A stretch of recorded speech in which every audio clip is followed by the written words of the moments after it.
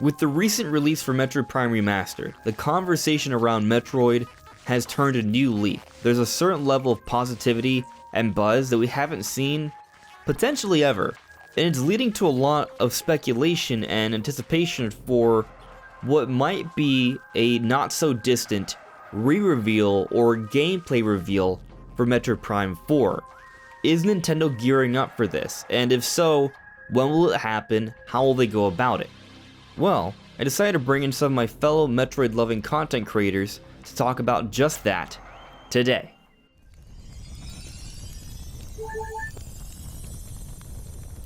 Hey, listen! Welcome everyone, this is On Just Restart, and today we are talking about Metroid Prime, and I have my three favorite Metroid YouTubers here. We got Joey, we got Rob, we got Dave. All other channels are linked in the description below. And yeah, the focus today is to talk about Metroid Prime 4 and how we feel they're going to handle the reveal for Metroid Prime 4. Is it happening soon? Is it happening later? When will it happen? And what will that reveal entail? But with that all said, I'll leave it open to you guys. You can jump in all at once or however you choose to do it. But what do you guys make of how Nintendo's going to handle when they finally show off Metroid Prime 4 for the first time? Say it with me now, everyone. They're gonna reveal it. I'm just kidding. I think, actually, especially now that we know Nintendo's not going to be at E3, I also think that means they're not going to have a June Direct. If they do, it's going to be a partner Direct or something. We're going to be waiting until September, at least, for a like first party general Direct, and I think that is where we're going to see Prime 4, because that's going to be the point where Tears of the Kingdom's been out for months now. Pikmin 4 has already been out. What more can they show us, right? So what better way to do that than by dropping that Metroid Prime 4 reveal? And it's got to be at the end of the Direct. I gotta imagine it's at the end. I think a lot about Bayonetta 3's initial re-reveal. That game was re-announced, or like the gameplay of it was finally shown on September 2021, which was like 4 years since that game was announced. So I feel like that's kind of what we're going to see for Prime 4 as well. Okay. Yeah, for me, I tend to agree, but also I think it might coincide with a shadow drop again of maybe a Prime 2 and Prime 3. Maybe they do them both at the same time and drop them both, and hey, you can buy them. And here's a trailer for Metroid Prime 4, or they may do a Prime 2 first in a few months from now. You know, because rumors are, you know, if they're true, that they're not like remastering the game in the same vein from Prime Remastered, but I did a video on this. The graphics in Prime 2 and Prime 3 are substantially better than the original GameCube release, even on the original GameCube game of Prime 2. So those games, they can make them look really good with some touch-ups and being in like, you know, 1080p 60. So I'm not too worried about that. But for Prime 4, I think it plays key in their marketing strategy to reveal those two games and then like pretty quickly have a teaser for Metroid Prime 4 like right away after that to get you excited to buy it. Yeah, and I think all the options are on the table, and everything that everyone's saying is just as likely as the other. My main feeling is I'm squarely in the camp of before this year's over, we'll probably see it. Because there could be reasons to think that it would be 2024 that they finally reveal the game and show gameplay.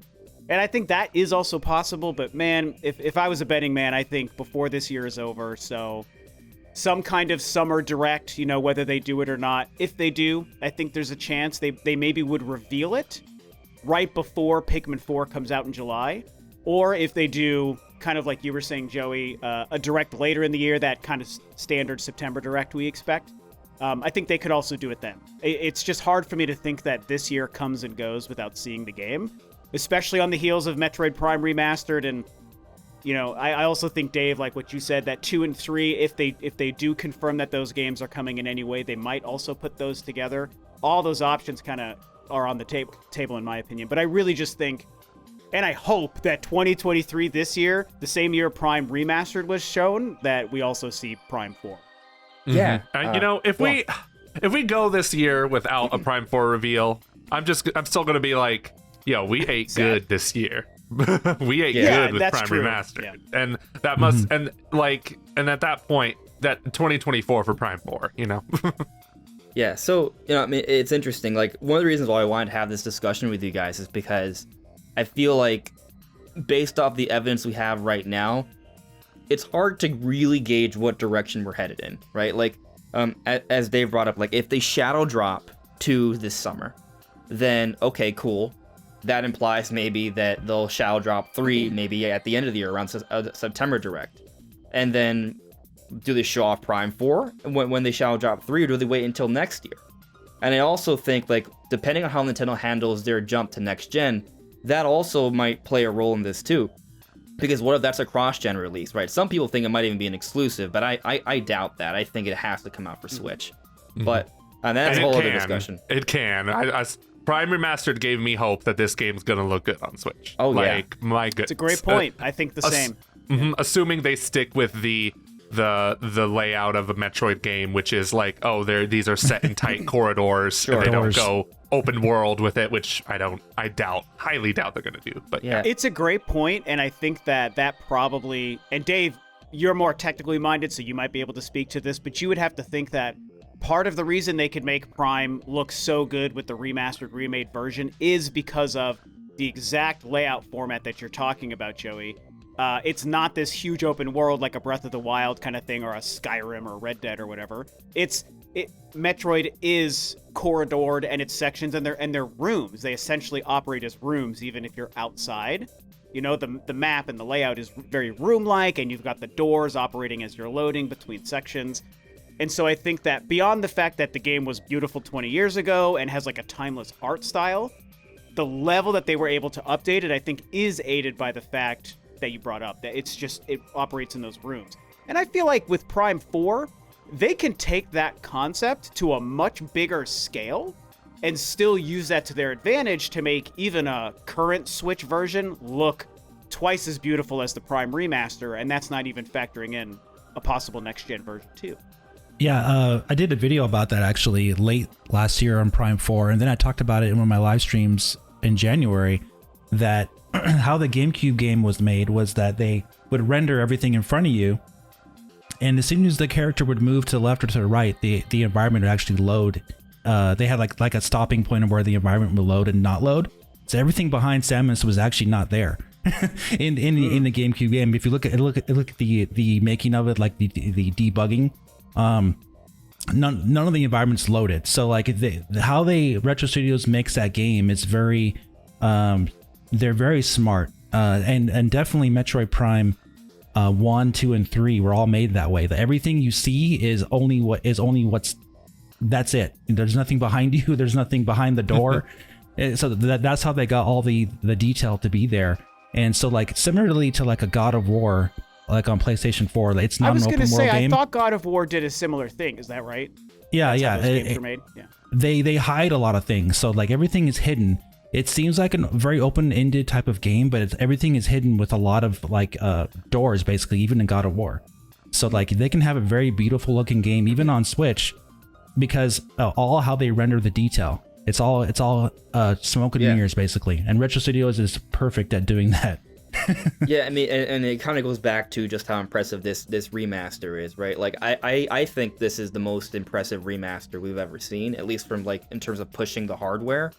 And you know, I definitely think that they can probably pull off some magic with Metroid Prime 4 on the Switch itself. So I agree. I don't think that they need to have it for Switch 2. I think, yeah, if there's Switch 2, put it in 4K or something, you know, maybe add like better draw distance. Like there could be some improvements, but you just looking at Prime Remaster, like just do that, but give us more areas. Like it'll be fine. It'll still be one of the best looking games on Switch. And from what I understand, I believe the Prime Remaster, they actually finished that back in 2021. We saw like some ratings that it was finished like content 18 completely. months ago. Yeah, I think you're right. There been a are while. talks that because of the ratings, they were maybe sitting on it for like a year and a half. And I only So agree which that. Go on. yeah, which means that Prime 2 and Prime 3 might be soon after. But Yeah. But yeah, go ahead. Yes, Yeah. please.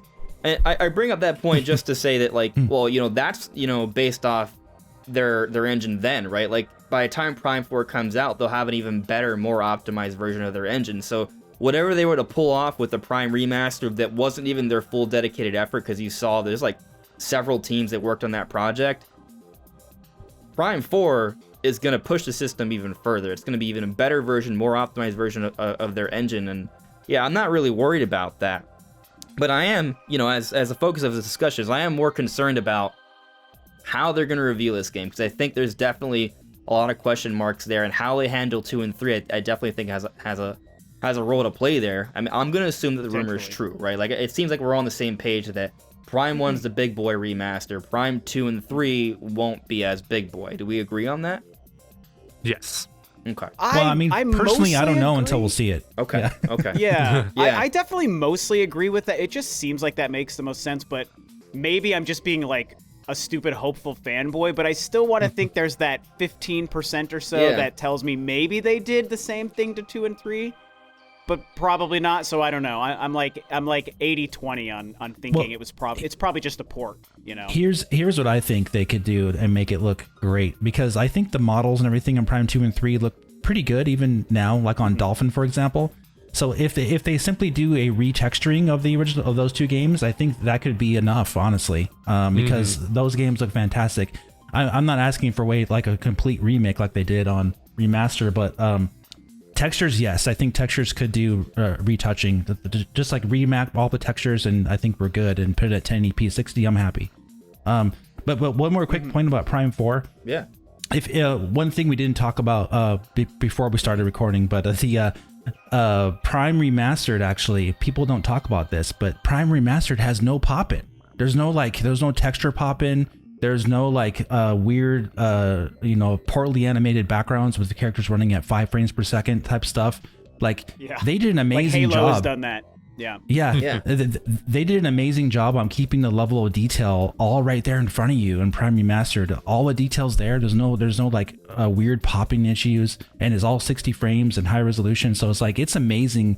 It's really an amazing technical achievement on the Switch. So that right there, it gives me a lot of hope for Prime 4. Obviously, a cross-gen game, I do think it's highly likely, and they'll increase the fidelity, increase the lighting effects, like on the beams, for example, that kind of stuff.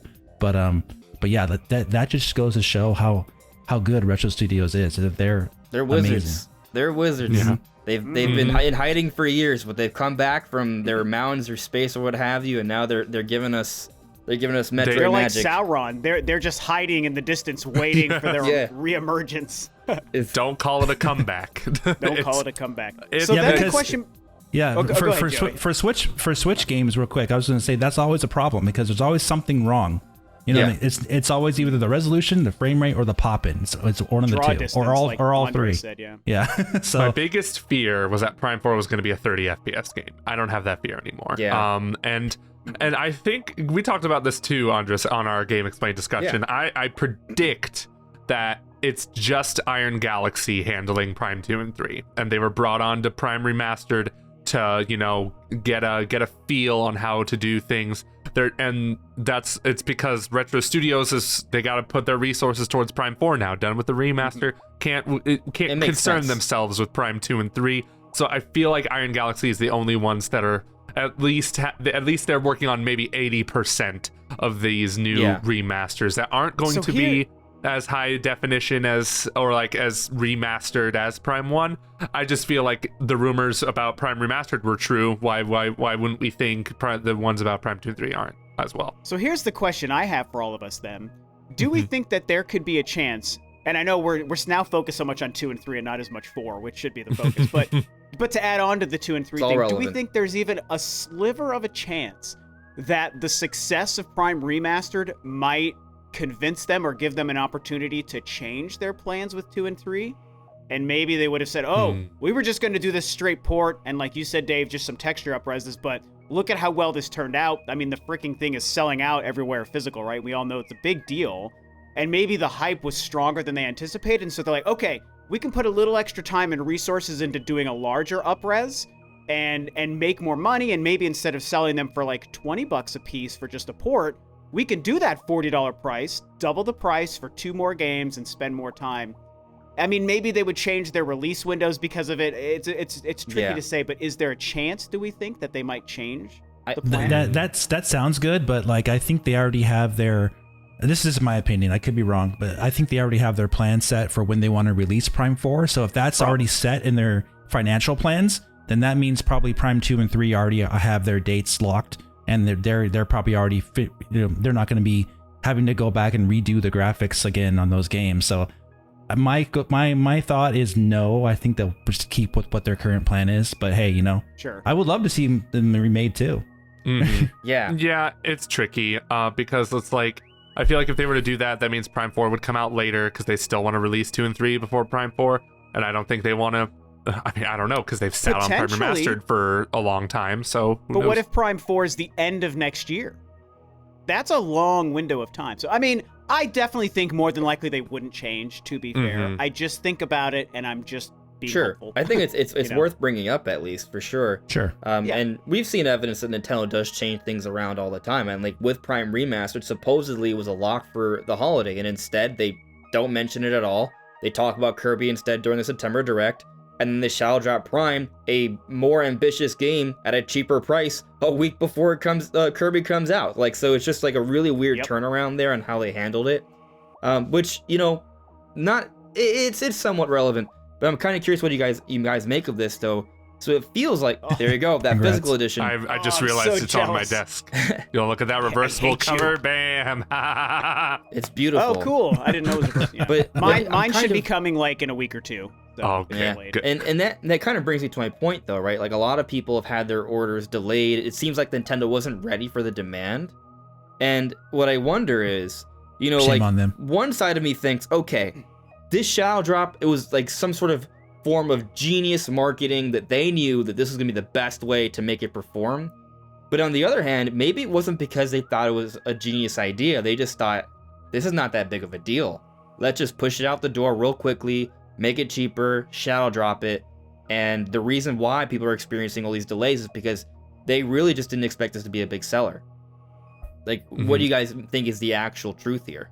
I believe that. I believe that the Nintendo, in good old Nintendo fashion, underestimated Metroid, because they're like, oh, we don't see the dollar signs here as much as Zelda and Mario. Why do we care? Let's just put it out the door and call it a day. And then they saw like how many people aren't getting their physical copies, and they're probably like, oh, people actually like this highly critically acclaimed series. Huh, who'd have thought, right, Which buddy? should be Yeah. should be obvious coming off of the last game, which it took 6 months to become the best selling in the franchise. Just because Yeah. it didn't hit 10 million doesn't mean it's not still a huge Yeah. hit in its own right. And So while I I- love both I- Metroid styles, go ahead, Andre, right? sorry. Like, I love both Metroid styles, but I also think there's a lot of truth when you say in the idea that 3D games sell better than 2D games. Mhm. Definitely. Yeah, and I this think is Prime 4 cheaper is gonna than be the a bigger 2D hit. game. This is cheaper Also- than the 2D game. That's crazy. It's so true. It's Yeah. so true. I kind of think that as much as those two ideas, Andres, are like very opposite ideas, I weirdly, and don't ask me to quantify it because I don't feel smart enough to do it, but I kind of think both are true. And I don't know how that could be, but my gut tells me this was a calculated decision and they knew it was going to be the most beneficial for this game. They were like, this is going to make this game a bigger hit than we think, but also it's just Metroid. It's a small community of people that like it. Not that many people are going to buy it. So let's just kind of, pop it out this way. So I think it's, even though those two ideas are very much polar opposites, they either believed it was a hit or they didn't think it was a hit.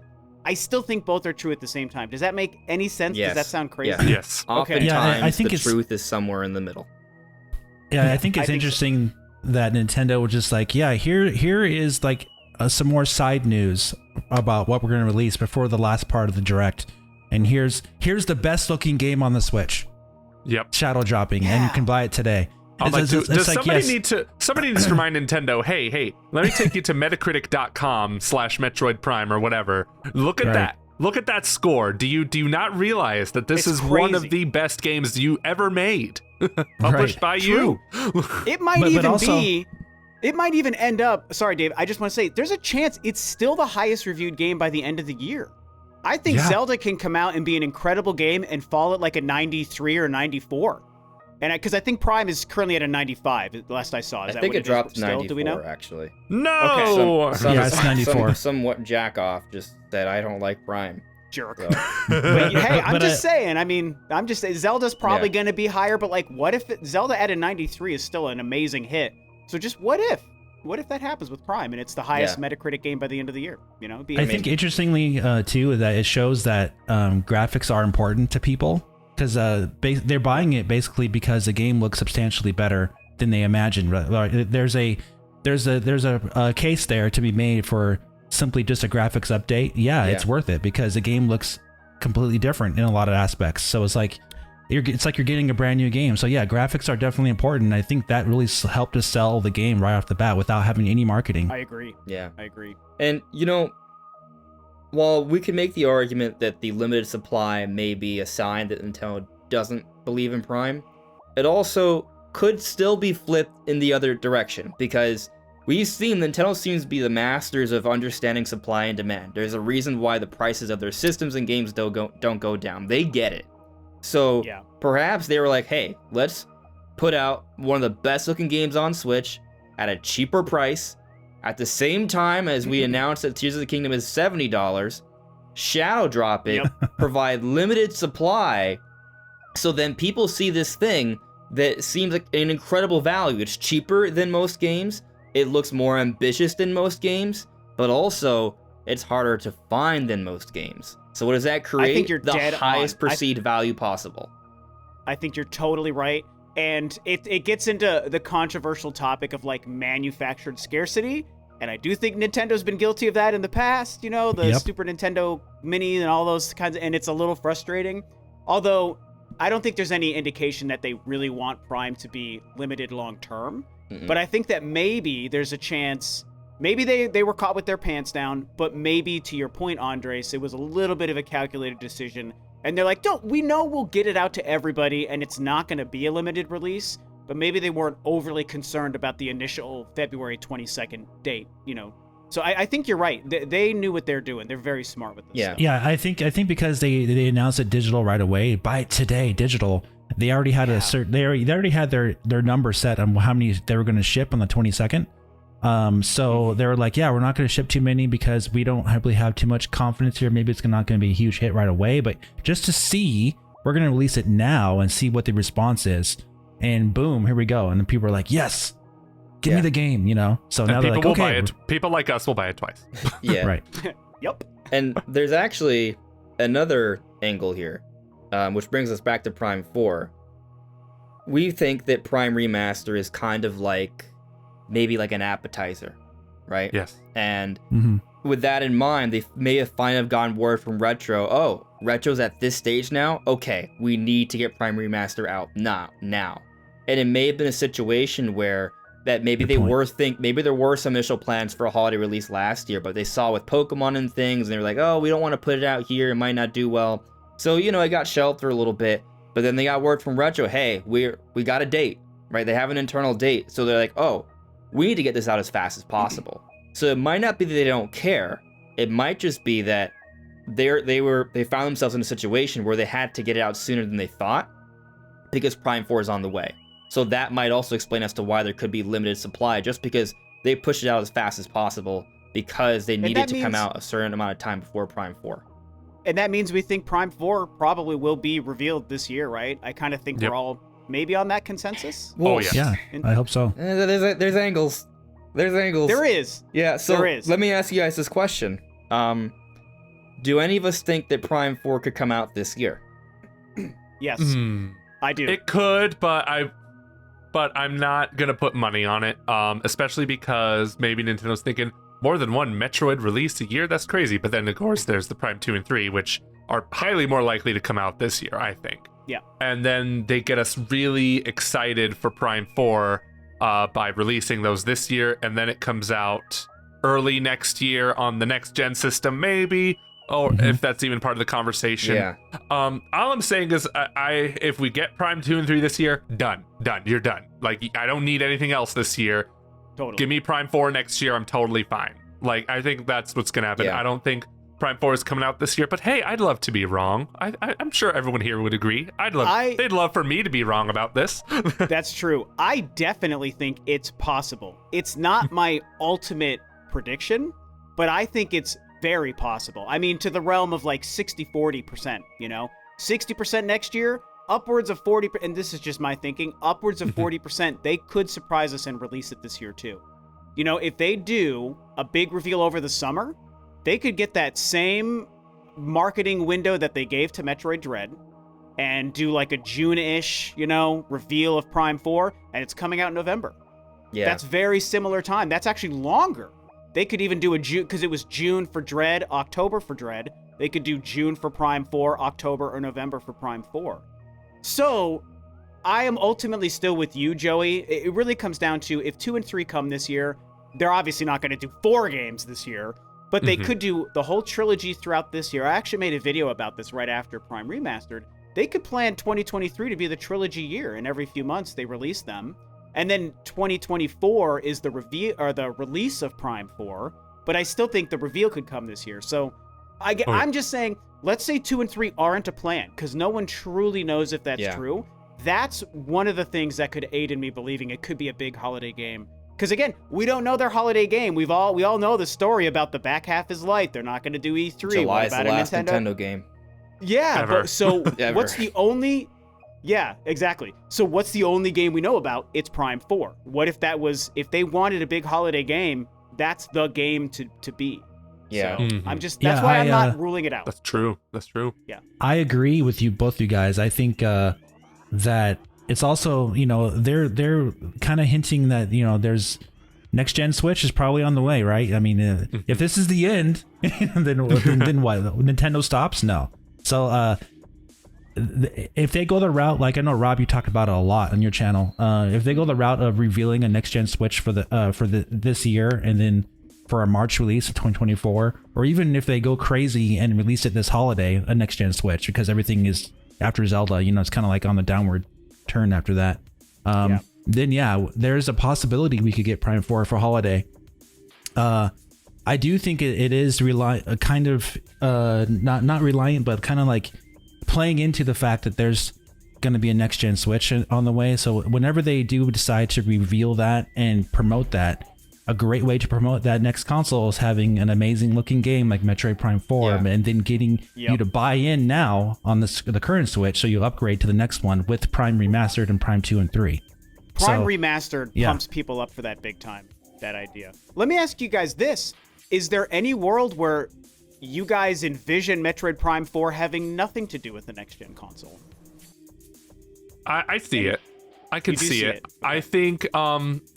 I think if anything, Prime 4 is a holiday title this year, or like it just whenever it releases on the Switch, and when there's not even a next gen console either announced or released, and then when that next gen console is revealed, you get some new gen patches to some games, like Prime 4 being one of them. We'll see one for Tears of the Zelda. Kingdom. Yep. We'll see one for exactly. So Yeah. I could see that, and I might prefer it too, because I don't it's a double want dip to situation, right? Like either a double dip, or you'll get a free patch that upgrades the game. Which who knows what Nintendo's stance on free patches is. So this is my kind of like speculation on it, right? And it's at least for Tears of the Kingdom, and it may apply for Prime 4 if they do come out with it this year. Is that I think Tears of the Kingdom, it's going to be years before we get another Zelda. It might be 6 to 7 years. It may even be longer. That's the kind of trend, right? So if that's the case, they may need to do things to kind of make that wait a little bit easier. So maybe they have a slightly longer DLC cycle for Tears of the Kingdom, and it includes like more of a significant like expansion, like a DLC next gen adventure, patch, maybe like a alongside of the DLC. I'm kind of getting at, well, yes, that, but also like a Tour of the Golden Country thing, where it's like another adventure that's not as long, but it comes out like maybe a year after the release, and they could use that to push like a second Tears of the Kingdom adventure with the new system. It'll be maybe like a Miles Morales situation with PS5. Okay. And that will also it'll like that. coincide with the next gen patch. And so maybe they could do that for Prime 4 as well if it were to come out this year. And it creates a double dip situation where people are like, oh, well, we bought Prime 4, but let's buy it again with the 4K update and the and the extra adventure, like that's We are such possibility. saps, man. Yeah. We are saps, and we will all do it. yeah. Yes. Now, I mean, Either way, I think it's gonna have a next gen version, both Tears of the Kingdom and Prime 4, just because. Yeah, like Tears of the Kingdom, like you said, we're not getting another Zelda game for 5-6 years at least, knowing Nintendo. So yeah, it's gonna have, instead of running at 30, it'll run at 60. You know, that kind of stuff, higher fidelity on next gen system. Same with Prime 4. If they do pump it out this year for holiday on the current Switch, but they also like announced a next gen Switch, and obviously they're gonna have a upgraded version of Prime 4. How could you not? Like that game is gonna be screaming for better hardware. It already is. According to Retro Studios' own development plans, it seems like they're already working with next gen hardware. You know, so like they have the tools to make it sing on a new console, and the Switch is really, really old now, like really old. So yeah, and I think I also saw some job listings suggesting that Retro Studios is already hiring for another AAA project, which suggests that they could be winding down Prime 4, and then they're gearing up for another game. Which great, I hope we get more games from them more often. They started a new game actually last in 2020. I think into 2021, they already were making plans for a new game. Yeah, It's Donkey Kong. Let's go back to Donkey Kong. Maybe. Let's do it. Maybe. Although Prime a new 4 IP would be amazing. Star Fox. Yeah, because Prime 4, from all intents and purposes, has been in development with Retro Studios. At least we're thinking end of 2018, and they announced the full delay and restart in January, because that's how corporations do things. They don't want to announce it during the holiday. So that's imagine if Retro had no idea and they saw the video the same as we did. And it's like, wait a minute, we're doing Metroid Prime 4 now? That's literally what happened with Smash Bros. For Wii U and 3DS. Iwata announced it at E3, like, oh, Sakurai's working on a new Smash Bros. For Wii U and 3DS. And then Sakurai heard about that later, like, I am? I am? I think he did that for Brawl, too. Like, I think... he totally did. Either way for Prime 4, it's been in development by them for over 4 years now. So it's a full cycle already. Yeah. Yeah. So, I had a friend who kept telling me for years that when we see the Prime 1 remaster is the same year we see Prime 4. I think there's definitely an argument to be made. I'm on Team 2024 just because that feels safer. But, it is based off assumptions. It's based off, there's going to be a cross-gen Switch 2 version, right? And maybe there isn't. Maybe Nintendo's like, hey, the Switch is where it's at. Prime 4 was announced for Switch. We clearly can make it look and run well based off Prime Remaster. We don't have a strong second half. This might actually be the best time to do it, because next year there's going to be another Pokemon game. And if we don't get a Mario game this year, which seems like maybe not, it would be next year. So like maybe this is the time for Prime 4 to really do it, especially off of the momentum from Prime Remaster. So while I'm not predicting 2023, I'm keeping my eyes peeled too. Maybe, it's on the table. Yeah, it's on the table. And, if it's on the table, that obviously suggests a reveal sooner. Which brings me to a point, for going back to the whole, and the emptiness of the second half, do we get a Dune Direct or not? And Joe, I know you suggested maybe they don't, because last year they did. And they gave us a Xenoblade Direct, and they gave us a partner showcase and some random, social media announcements. And maybe they do that too, but I would argue that we know less about the second half for this year than we did last year. Because last year we knew Splatoon was coming, we knew Pokemon was coming. There was a lot of games last year. Yeah, you're right. So there's kind of more of a need this time. Granted, if it is a transition year, maybe we don't get that much, but it does also strengthen the argument for more remasters and shadow drops, like Twilight Princess, Prime 2, things like that. F-Zero. This is really funny because I know this video will come out after, but the day that we're recording this, my video that's coming out tomorrow is actually about this exact topic. Okay. And the fact that I kind of agree with you, Andres, that there's a bit of a need, so to speak, for them to kind of do something. Because they didn't last year, even though all of us expected it to. And the scenario was different because last year E3 was planned and then they canceled it. And so then it's like, okay, well, Microsoft's doing something, Nintendo probably will too. And they didn't. They did a Xenoblade Direct and then a partner thing in August or whatever. This year, E3 is happening. Nintendo chose to drop out. The circumstances feel so different. And so it really just comes down to, are they holding secrets for the back half of the year or are they not? If they're not holding secrets, then I feel like if they're not holding secrets, then they're definitely not going to have a Nintendo Direct. If they are holding secrets, then they need that direct, because how else will we know about them? Prime 4 obviously would almost for sure be a part of some kind of a summer direct, unless Actually, it's way farther off than we got new information. I don't know if you saw this, and that's why you're making your video, but you know Andy Robinson, one of the people who said that Nintendo didn't have a lot of big games after Tears of the Kingdom? Well, he recently did something kind of backtracks on that. He said that maybe it's actually looking like they may have somewhat of a lineup. I didn't see his statements on that. I mean, let me pull it up real quick. That's really interesting too. I think whether we see a direct in June or summer or not, will really determine if we really are in a transition year. If Nintendo's really in a transition year. If we see nothing this summer, that means okay, next gen's happening soon. If we do see something though, okay, things are still we're probably still transitioning, but Nintendo also doesn't want to leave Switch owners in the dirt, which they have a knack of doing with their consoles. Y'all remember the last year of the Wii?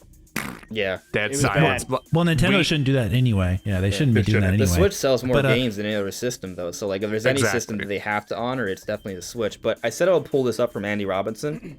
So this is what he said. And there's a context tweet, too. So the first tweet was Nintendo statement, since this year's E3 show didn't fit into our plans, we made the decision to not participate. However, we have been and continue to be a strong supporter of the ESA and E3. And then he says, that was a quote from Nintendo, as I said first, Nintendo is a supporter of E3. This year's show doesn't fit. But then he follows up and says, that said, there's growing suggestion that instead of a weaker 2023 lineup as I first reported, its games might just fall later into this year. Yeah, but it depends on what those games are. Are they like more remasters, like F-Zero GX and like things like that? Or we just have to see what these games are, right? Yeah. And, you know, like, this may seem like not entirely Metroid relevant, but it is, because it kind of comes down to figuring out what Nintendo's plan is, right? Because for example, I think there's a small possibility, a very small one, okay, I'm not predicting it, but a small possibility that we're all wrong, and Switch 2 comes out at the end of this year. And it makes sense to some degree, because, well, there's a Mario movie, maybe you should have a Mario game. If you're going to have a Mario game, that's kind of like the ideal launch title for a new Mario system. I mean, new Nintendo system, but like... yeah, new Mario system. I like that. Yeah. This comes down to something that I've been, like, talking about for so long.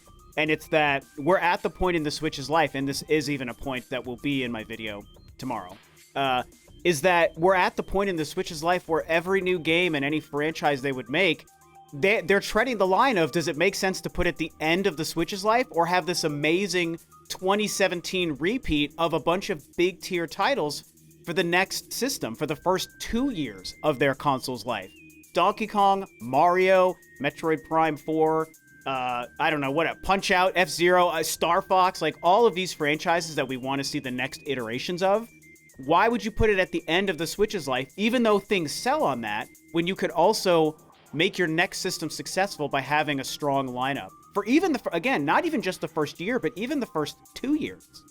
So I think you're right. I think you're right, Rob, because like maybe Metroid Prime Remastered is a hint of that. That's a GameCube game that looks like a brand new game on the Switch. So if they do want to reintroduce F-Zero, Star Fox, and all these games on the next console, maybe they would have remasters of GameCube games this year. F-Zero GX, Star Fox Adventure, Star Fox Assault, something like that. I'll take it. Who knows? Wave Race, some kind of Wave Race, Blue Storm, whatever like GameCube games you can think of that were great back then, that could look great now. Or Wii games too, because Kirby was a Wii game, right? The Kirby one. It was. Yep. Yeah, so that could be a good marketing ploy to get people to buy into those franchises now and not cost them a lot of money. And then like, hey, here's a brand new Star Fox, here's a brand new F-Zero on the next console, without having to spend a full budget on making those games on the current Switch when they're transitioning to the next Switch. Yeah, and watch them all be $40. That would kind of cement the idea that they just want to get these franchises out to people just so they understand what they are. So they are more likely to buy that $60, $70 game on the next system that's a full-on new release. I think there's such an amazing opportunity for, if things play out and let's say the new console's revealed by the end of this year before 2023 ends, and first half of 2024 it was going to release, they could, in theory, per this conversation, have a version of Metroid Prime 4, maybe even a patch for Zelda. They could have the next new Mario game. They could have a new Mario Kart. I think that's a huge one we have to remember is on the table. Oh, yeah. That's a great launch year game for a new console. And even the Donkey Kong game we've all been waiting for. Yeah. Prime 4, Mario Kart, Mario, and Donkey Kong. When you look at 2017's launch year, and Pokemon, of course. If Pokemon maybe like a hits new the Legends next game. gen, yep, forget about it. Yeah, it would be huge. So 2017 had like 7 massive titles or something, 6, 7, 8 massive titles. 4 or 5 for the Switch 2, big titles. That's a great launch year. And it all could make sense for next year if, we're all guessing, but if things line up this way. And I just think Prime 4 is 100% in that conversation. Yeah. Yeah. Mm-hmm. Now, I'm not trying to get too excited. We're all talking about these GameCube remasters. I'm like, we ain't getting all this. I'm gonna be real. Like we're maybe one of them. I think it's too much. Yeah. But I'm Maybe a making couple on of them. F-Zero, and we'll see about the others. yeah, I mean, I would love GameCube on NSO, but maybe that'll be for the next system. So, But I mean, yeah. So it's tough to like pinpoint when they're gonna reveal Prime 4 because it really just comes down to what Nintendo's plan is. I think we all seem to agree that June, what Nintendo does in June, whether there's a direct, whether there's not, whether there's a shadow drop, that's gonna be very telling, and we'll probably maybe have an update on that and what we think then. But I kind of want to move on a little bit, kind of just talk more about how they'll reveal it, right? So will it be kind of like a significant trailer? Will it be like a quick teaser, like the initial Tears of the Kingdom trailer that was just like with the green swirls? Will it be like in a Nintendo Switch 2 announcement event, or will it be like in a direct? Like, what do you guys make of how they're going to reveal this? Like, what will be the event for it? That's rough. good question. Yeah. I think I'll take a stab at it. Right. Maybe what they'll do, if they don't want to reveal it with the Switch 2 announcement, maybe they'll at least hype it that it's coming, and they'll show after they show the next like Prime 3 or after Prime 2 and 3 are shadow drop. Maybe they'll do a teaser trailer and give the year with it. You know what I mean? Like show like a teaser trailer of Samus coming out of the gunship, looks amazing, and it has the like 2024 year on it, and that's it. You know what I mean? And then it sets it up for them to be showing it the actual gameplay, and the next time they show it, maybe with a Switch 2. Sure. Give us 3 seconds. That's fine. We'll Later analyze this it year, for 3 maybe. years. Yeah. Yeah. I think I look back a lot at the Bayonetta 3 re-reveal, and I think it's gonna. I keep thinking it's gonna be a lot like that, like not just in when, but also how it's gonna be revealed. Maybe it'll start out. We don't know what game this is. What could it possibly be, right? And then we see Samus reveal herself, and we get some gameplay. Not too much on story at all. Maybe some hints here and there of what it could be, but it's going to be largely focused on gameplay. It's not going to be like a huge trailer, but it's not going to be insignificant either. That first Bayonetta 3 trailer showed quite a bit of gameplay. Yeah. And I think that's what we're going to see with Prime 4. And whether it comes to next gen or not, we're not going to know that. They're still going to end it saying coming to Switch. We're just going to know it's a Switch game. And then like they'll save, and if like it is coming to next gen, well, we'll find out when next gen's revealed. Kind of like what they did with Breath of the Wild, where Yep. forever we just saw that game as like a Wii U game, and then it's like, oh, it's also coming to the next thing. Yeah, I definitely agree more with you, Joey. I think that I hate to say it, but I think it's going to be semi-light. Maybe not like the Bayonetta first reveal, right? Where it was just like the back of her boots or whatever, and then they showed the logo.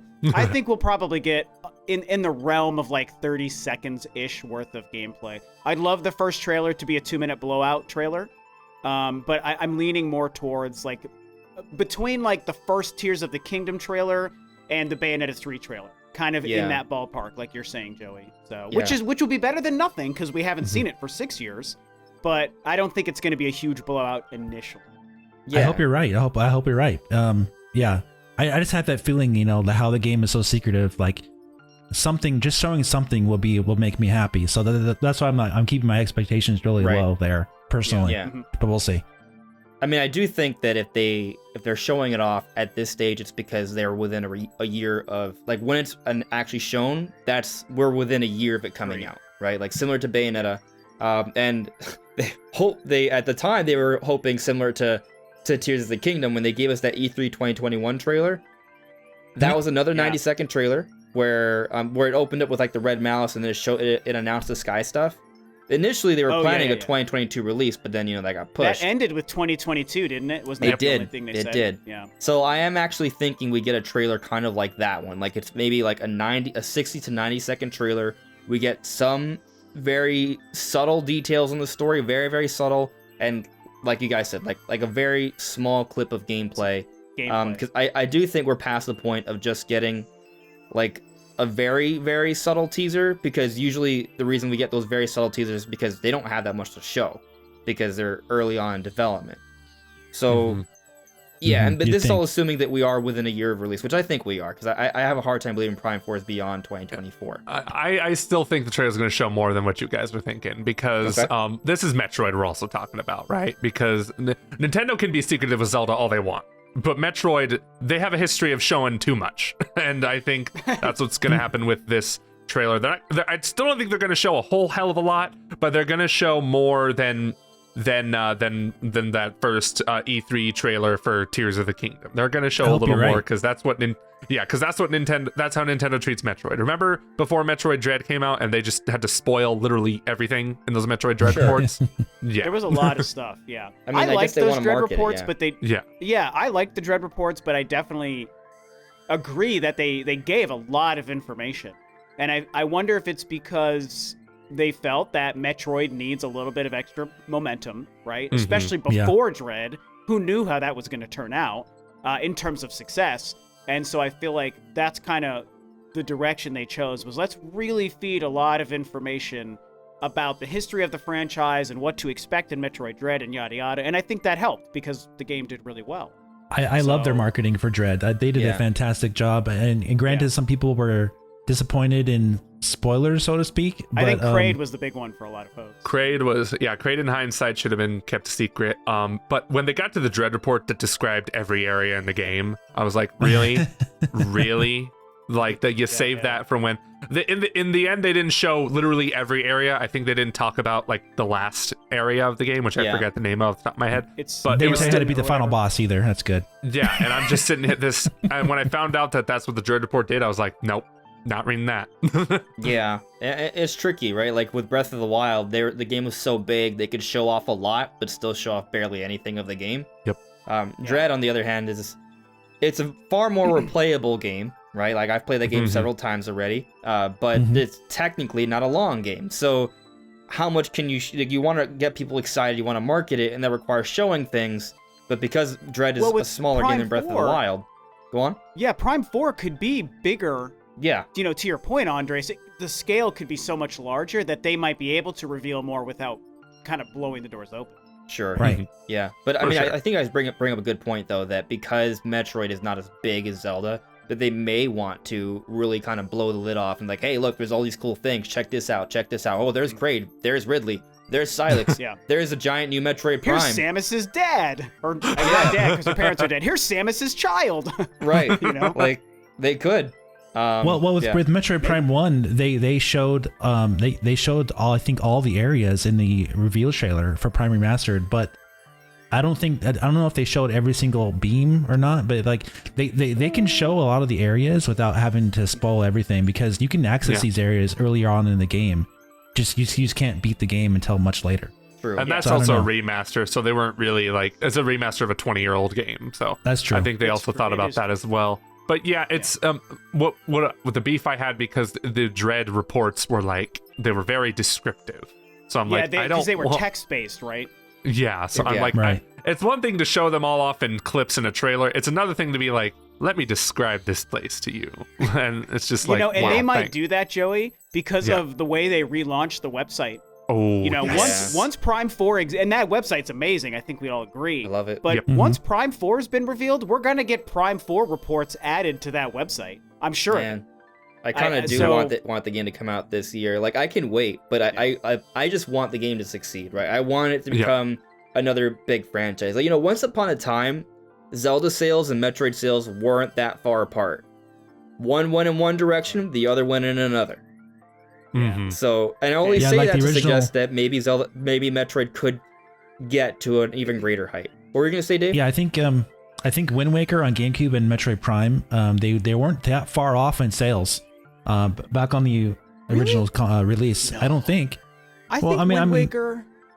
I think Wind Waker sold like 5 million, right? I mean, yeah, it sold more, but it's not like Breath of the Wild versus Prime type of stuff. I guess Breath of the Wild sold like 30 to be million. fair, I don't know. My Wind Waker guess would have been in like the 7 to 10 million, but if it's as low as 5, which I guess is not impossible, I got a you might number be for right you. then. It's Yeah, what is 4.6 on GameCube. How much? Okay.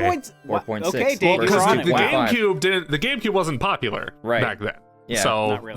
that didn't help. 4.6 So, is like 25% of your entire install base, which is pretty good. So And how much did It's a Prime good 1 point. sell? 2.8 I want to say about million? 2.5. 2.84. Oh, 2.8, even higher. Yeah. Yeah, so it sold 1.8 million more than the a great point. Metroid Prime 4 or Metroid Prime. yeah. Yeah, so I mean, Insane. we only say this just like 2.84 Metroid Prime. Point is that once upon a time, Metroid and Zelda were actually more comparable in terms of sales. People now look at it like, oh, how dare you compare Metroid to Zelda? But if Metroid Prime took a 4 while does to it get there. right, I'm not saying it's gonna sell 30, but what if it eclipses 5 or 6? Like, and when it becomes something more substantial? And we should talk about the fact that Dread make it selling 3 million. A lot of people still think that's not a lot. Guys, most games don't sell 3 million. Yeah. Like, let's be Yeah. real. Like, we're just talking about it because it's Nintendo, and Nintendo has some of the best-selling IPs ever. But it's just like, hey, Metroid is still, compared to other games, still kind of relatively big-ish. And again, it's Especially Metroid taking Dread is a almost 20 2D years game. off. Yeah, Yeah. It would take almost 20 G's. Yeah. And Dread's a 2D game, right? 2D games in general don't If sell it's a as well. 2D $60 release, that is They made a almost lot of money. unheard of in this time. That Yeah. is nuts. Also, technically not a long game, and it sounds like I'm Yeah. like slighting the game, like, oh, it's a 2D game, oh, it's short, but like Metroid Dread's one of my favorite games on Switch. Like, it was my game of the year for 2021. It's just Me that in too. this market where 3D games are just big sellers these days, Right. it's just wild to see a game like Metroid Dread succeed in this what it did. market where it's like most 2D games that come out are indie and they cost less. Yeah. I mean, Yeah. I've put almost 100 hours into Metroid Dread. I played it, I think, 5 times? It's incredible. And Yeah. you get a different feel for it every time because you come back to it. It feels new again. These games are supposed to be played multiple times. They're not. There You're you not go. supposed to just play it once and just be done with it. It's Right. it's not like a Horizon Zero Dawn type of thing Yeah. where you're like, oh my god, that game is. I'm tired. I'm never gonna play that again. Type of attitude. Because it's supposed to be feeding you all the goodness all at once. And that you're getting it all there. You're not getting tired.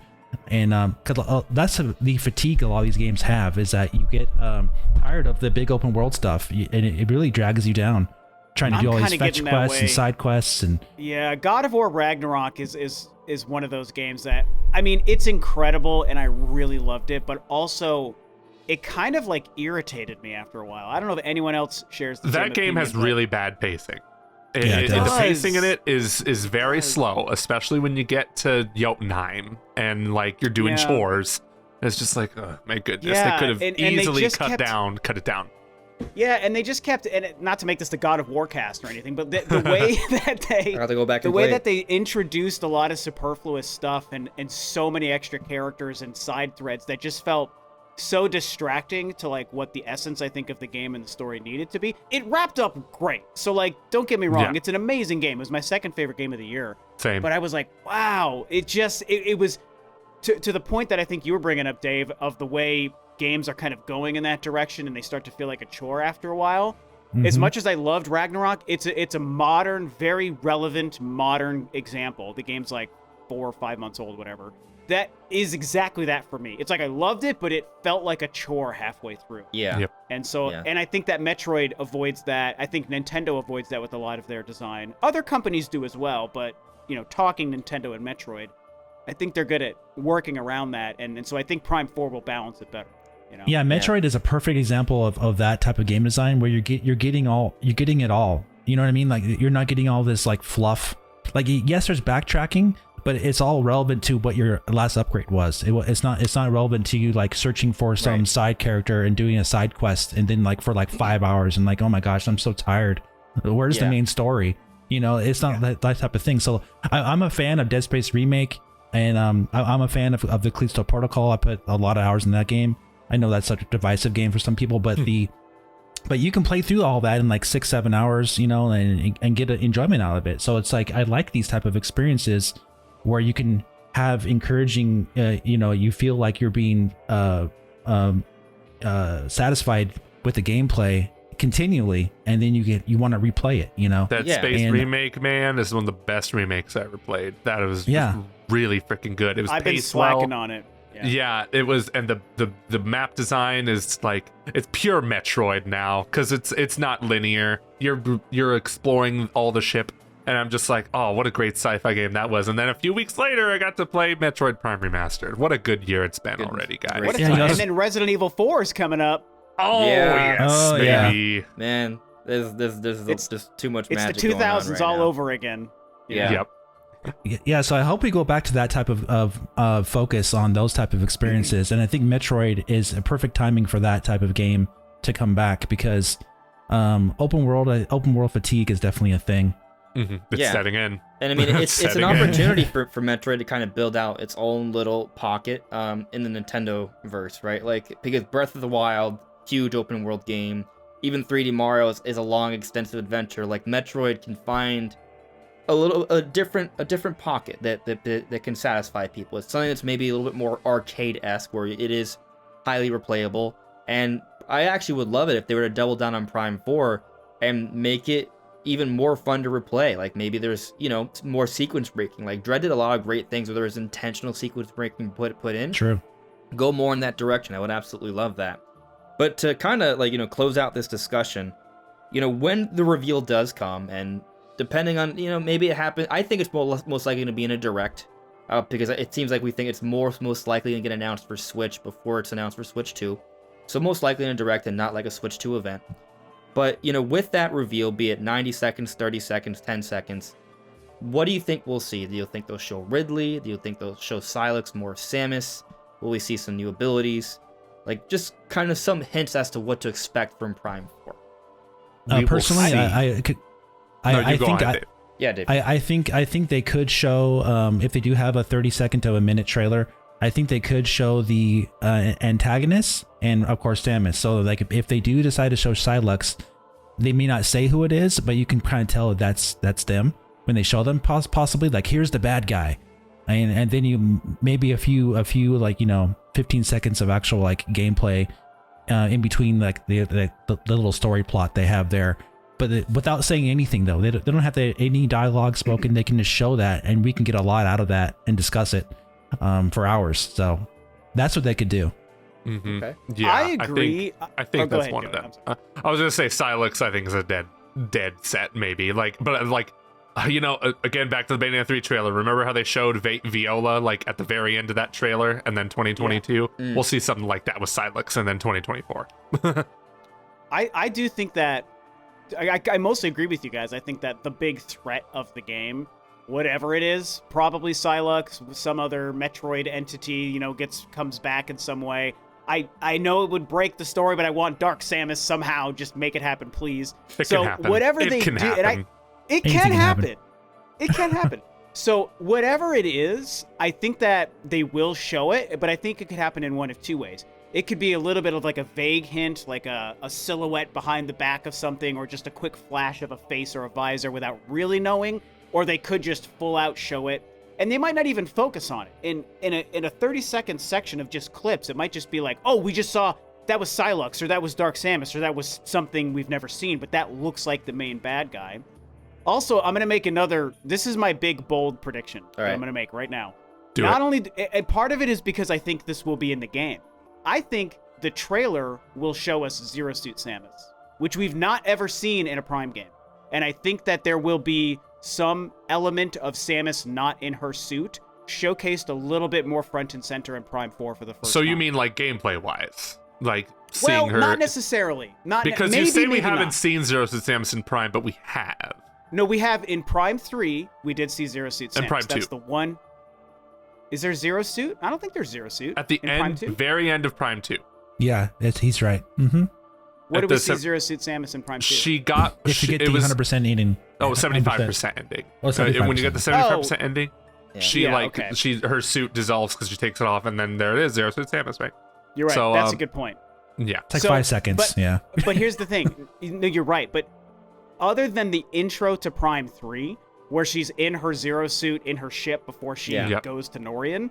It's never been a part of the actual game or the story or the in-context journey. My prediction is not only will Prime 4 do it in some way, I don't think it's like a big part of the game. I think it's going to be so they want to more put front and center the woman behind the visor, not going the Other M route, even though I like Other M. I'm not talking about going that far. It's my but favorite I game, think- Rob. Your favorite game, Joey. I'm gonna say but it. I don't think they're gonna go that far. But I think they will. It's just a feeling I have that Prime 4 will try another attempt at making Samus the person somehow more relevant. We don't even need voice acting. I'm not even saying that far.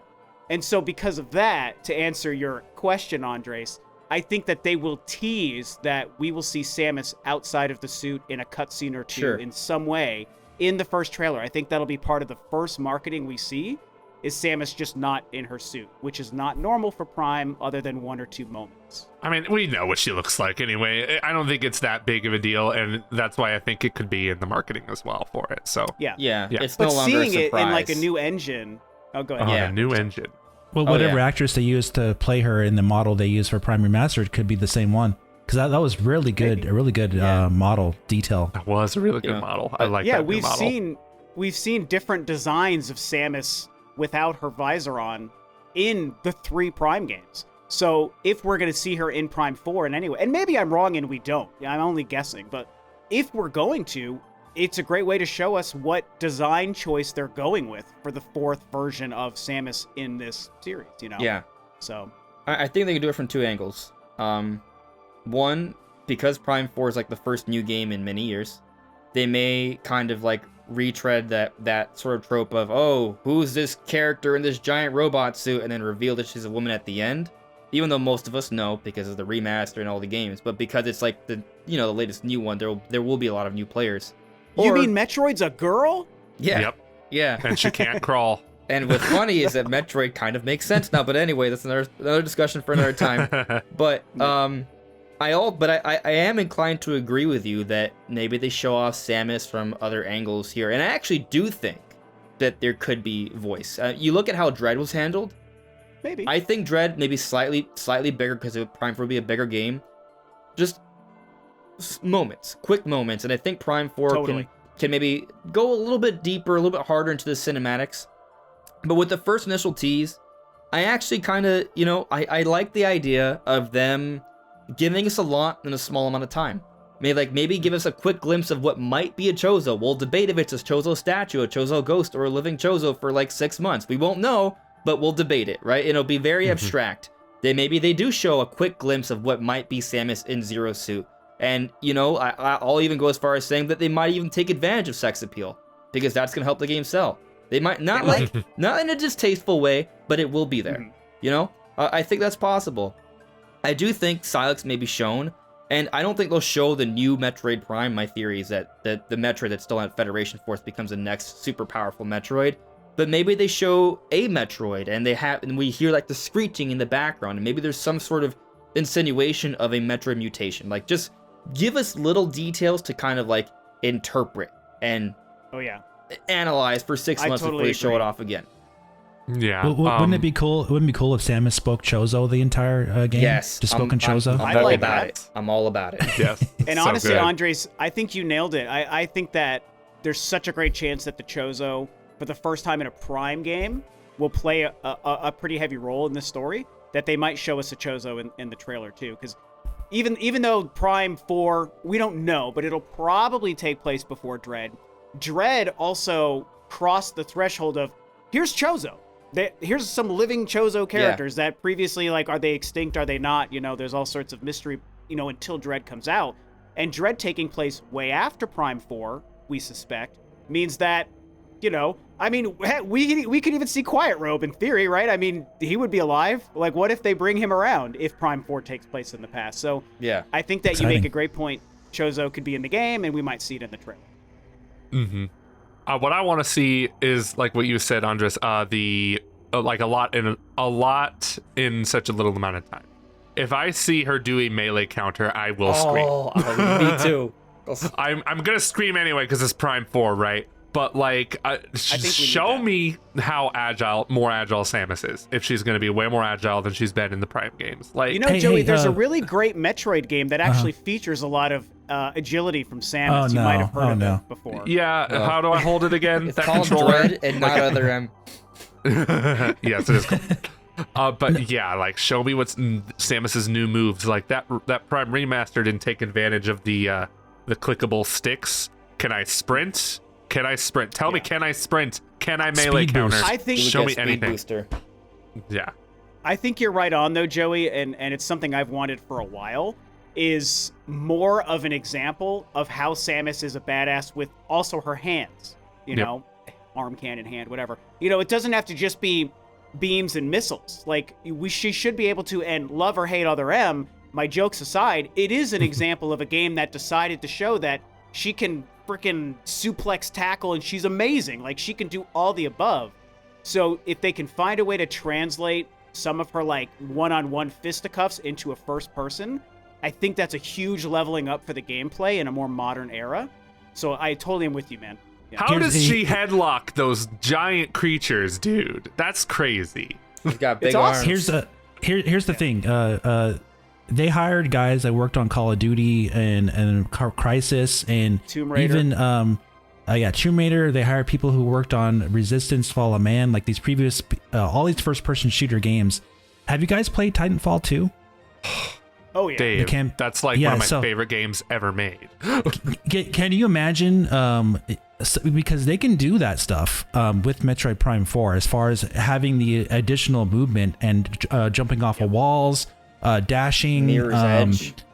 teleporting, all that Yes. kind of stuff. They could do that easily with Prime 4. They just have to have the developers to do it, which they do now. So I'm really excited to see what they It's do. a great point, Dave. I Oh, think it's man. been so long since remember there was that year where it was like, oh, someone from Call of Duty, someone from God of War, someone from Tomb Halo. Raider, someone from Borderlands, Halo. And it was like, that's now 3 years ago that kept happening. But it's a great point. Those people are working on this game. So they can level up the gameplay. Now, they could go too far. I think we might all agree. So they do need to balance They could. still feeling like Samus in a Prime game. But they can level it up in a subtle, smart way. Just like you're saying with Titanfall. They'd be amazing. I'm gonna just say this because I just think it sounds really cool. Maybe it is going too far, but you know how like in Dread, we'll see those epic animations where Samus will get on top of the boss as she finishes them. What if they Yeah. replicate that in first person? Like how cool Yes, could that be done?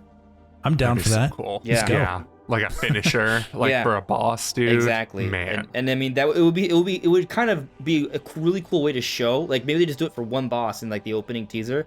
It would be a great way to show, hey, this is different than the other Prime games. This is more cinematic. This is more actiony. Like it'll still have the You Metroid mean in the trailer? in the Do trailer. you mean to show us that? Yeah, in the like to trailer? kind of Okay. hype us up. Like imagine seeing Samus like literally in first person riding Ridley as she's like blasting his head as they're like colliding down like a mountain or something. Yep. Like how cool would that look? I wouldn't even mind if the camera. It would be great if it stayed in first person, but even if it goes out of first person, for in those and out. moments, too. I think In and going out, in and yeah. out for cinematics would be great. Yeah. I agree. Well, you know how in Metroid Dread you can really get moving fast in that game. You can slide Yeah. and you can dash and jump, and then you're all of a sudden you're to the next door, into the next room. They could do that with Metroid Prime 4, just by not simply, but it's obviously hard to make games like that. But like Titanfall 2 does it great, does it really well, and Doom Eternal does it really well. Mixing combat with traversal. They do that so well in Metroid Dread. You can translate that to 3D now. Really, really good in modern games. It gets me really excited for Prime 4, what they Yeah, can do. and we have because all those modern developers working Yeah, on this game. they have it. I mean, they Yeah. know what they're doing. Yeah. They know what they're I doing. think so. And you know, So I, if go on. if anyone's not excited for Prime 4, you should be. Yeah. yeah, Prime 4 is going to be I feel I stand by this, right? I feel that the hype that we've had for Breath of the Wild and Tears of the Kingdom, it's fair to equally apply that to Metroid Prime 4. Like when they announced the restart, the only other time Nintendo's ever done that is for major Zelda games. And I think that speaks to the quality level of this game. And them remastering Prime just kind of doubles down on that. It's one of the highest rated games on Switch now.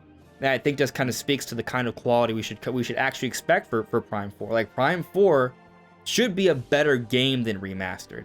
And yet Remastered's a Totally. 94 on Metacritic. Now, obviously, we can't say for sure Prime 4 will review better, because everyone's going to, nitpick things in different ways, but it has a legitimate chance to be that kind of quality of a game. One of the best reviewed games on Switch, one of the most ambitious games on Switch. I think it's going to be really impressive. Yeah, and honestly, I've maintained, not to extend this any longer, but I've maintained since the delay, even though it was like soul-crushing, I actually think it was a great choice. To me, it told me they really cared about the quality of the game. You don't do that just to make people mad. You do it because it's like, wow, this game, we didn't want to release a 7 out of 10. We want to release a 9.8 out of 10. Yep. So they lost a lot of money to do it. Whoever that first studio was, Bandai or whoever it might have been, they paid them money, they spent time and funds making it, and they said, nope, scrap it to make it good. So they will not release a game, in my opinion, that is not great simply because they made that choice. That's always been my thought, And if they didn't restart it, we probably wouldn't have gotten that really great remaster. Let's be real. True. I actually think you're right. The remaster would have poo-pooed on the new Prime. We don't like so poo-poo. I'm ready to see Prime 4. I hope they reveal it later this year. Yeah. Yep, man, oh man, it's going to be a good year. It's already been a good year. Oh, yeah. I'm just so happy that Nintendo treated us Metroid fans good already, and it's only February. Yeah. Well, as of recording this. If It's less the year than ends 2 in years July, it's between fine. Dread and Prime Remastered. I'm sorry, Yeah. Andrew. I was just going to say less than 2 years between Dread and Prime Remastered. Exactly. Yep. Yeah. So good. Now people who are calling me crazy for arguing that we could see Metroid return to an annual release. Am I crazy now? Maybe. I think if Prime 4 is a mega success, it could happen. Yeah. I don't know that I want it necessarily, though. I mean, that's a whole different I think conversation. the thing is, like, you know how it is with YouTube, right? You make a statement, and when you make the statement, you have thought behind it, but everyone always looks at it from any other possible angle, right? So, like, when I talk about Metroid being an annual series, I'm thinking back to the early 2000s where we had 9 Metroid releases in 8 years. And not all of them were brand new games. Trilogy is, basically like a remaster compilation, right? And then you had things like Metroid Prime Pinball, which is one of the best pinball games ever. What I'm getting at, though, is that, Zero Mission say that again? was a remake. Zero Mission is a remake. Yeah, Zero Mission's a remake, right? Like, it's not always like a brand new Metroid game in the same style Metroid game every year, but, between Dread, between the 2D Metroids, between the Prime games, maybe they introduce like a multiplayer spin-off series as well if things are successful.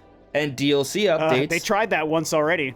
Yeah. Didn't go too hot. But in the modern era, there's a chance. Yeah. Right? You're right. So, No, you're right. Yeah. And all I'm saying is that between that and DLC, we could see Metroid be relevant almost every year.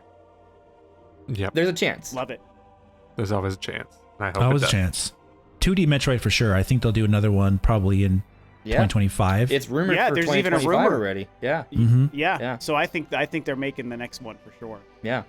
And that So for becomes now- exciting because we don't know what they're doing with the story because the Metroids are dead, right? So whatever they're going to do with that is very Federation's No, they're gonna- not. No, maybe. they're not dead. Samus is Metroid. Well, I know you're right. Yeah. I mean that's true, but like in theory, because Sakamoto was like, this is the end of Samus's fight against the Metroids. Yeah, But I know. we I'm have, just playing. So it's like she's like X and Metroid all at the same time. Spoiler alert. So who knows what's Exactly. going to happen? Yeah. Yeah. My Exactly.